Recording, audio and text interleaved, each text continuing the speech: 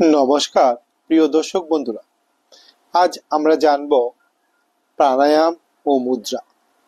প্রাণ সাধনা। প্রাণের মুখ্য দ্বার হচ্ছে নাসিকা।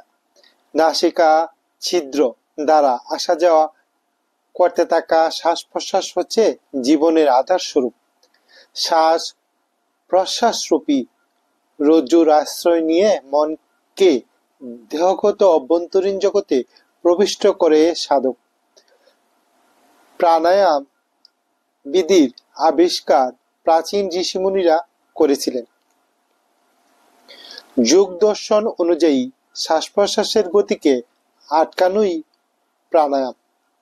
যে বায়ু শ্বাস নিলে বাইরে থেকে শরীরের ভিতর ফুসফুসে পৌঁছায় তাকে শ্বাস, এবং শ্বাস ছাড়লে যে বায়ু শরীরের ভিতর থেকে বাইরে বেরিয়ে যায় তাকে প্রশ্বাস বলে।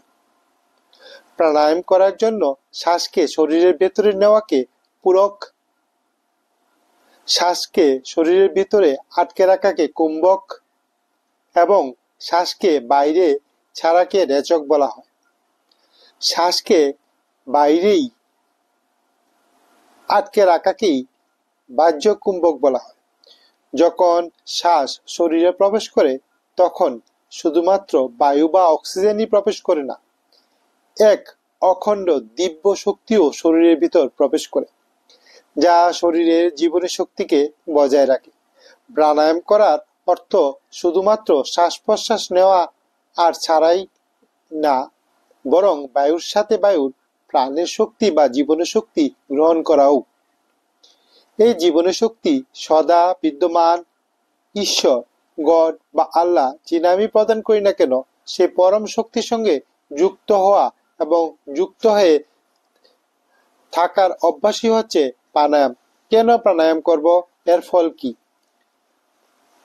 প্রাণায়াম হচ্ছে শ্বাস প্রশ্বাসের ব্যায়াম, এক পদ্ধতি যার দ্বারা ফুসফুসে বলিষ্ঠ হয়ে উঠে রক্ত সঞ্চালন ব্যবস্থা উন্নত হয়ে ওঠার ফলে আরোগ্য ও দীর্ঘায়ু প্রাপ্তি হয়। শরীরের বিজ্ঞান অনুযায়ী মানব শরীরে দুটো ফুসফুস হচ্ছে শ্বাসকে নিজের ভিতরে নেবার সেই যন্ত্র, যাতে ভরা বায়ু সমস্ত শরীরের কোষে পৌঁছে অক্সিজেন প্রদান করে এবং দেহের বিভিন্ন অংশে উৎপন্ন কার্বনিক গ্যাসকে বাইরে বের করে দেয়। এই ক্রিয়া ঠিক মতো হতে থাকলে ফুসফুস মজবুত হয়ে ওঠে। অধিকাংশ ব্যক্তিরই গভীর শ্বাস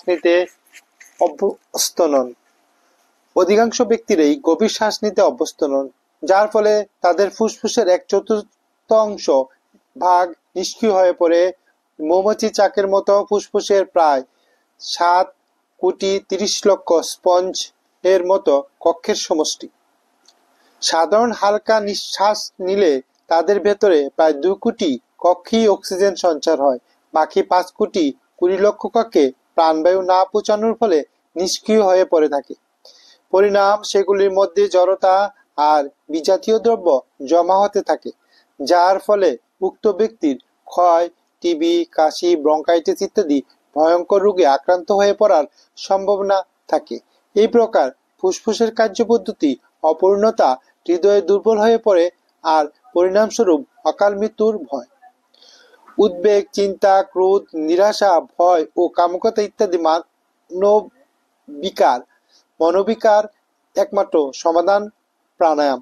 শুধু তাই নয়, মস্তিষ্কের ক্ষমতা বৃদ্ধি করে স্মরণ শক্তি, বুদ্ধিমত্তা, দূরদর্শিতা, সূক্ষ্ম নিরীক্ষণ, প্রজ্ঞা, মেধা ইত্যাদি বৈশিষ্ট্যের বৃদ্ধি করে। প্রাণায়াম মানুষকে দীর্ঘজীবী করে তোলে। এই সৃষ্টিতে যে প্রাণী যত কম শ্বাস নেয় সে তত বেশি দীর্ঘায়ু হয়। নিচে উল্লেখিত তালিকায় তা ভালোভাবে জানতে পারবেন।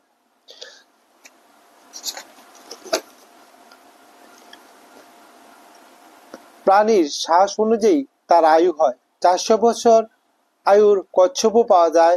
যোগ অভ্যাসী পুরুষের শ্বাস সংখ্যা শুরুতে আর প্রাণায়াম আর ধ্যানের নিয়মিত অভ্যাসে তার শ্বাস সংখ্যা 4 পর্যন্ত হয়ে পড়ে। সুতরাং প্রাচীনকালে যে যোগ অভ্যাসী পুরুষ 400 বছর পর্যন্ত দীর্ঘায়ু প্রাপ্ত হতেন তা মোটেই কথা নয়। তাহলে আজকে কথা এখানে শেষ হলো। আমরা পরবর্তী ধাপে প্রাণায়ামের কিছু নিয়মাবলী আমরা জানবো। সবাইকে নমস্কার। ধন্যবাদ সবাইকে। ভিডিওটি লাইক, শেয়ার ও সাবস্ক্রাইব করবেন।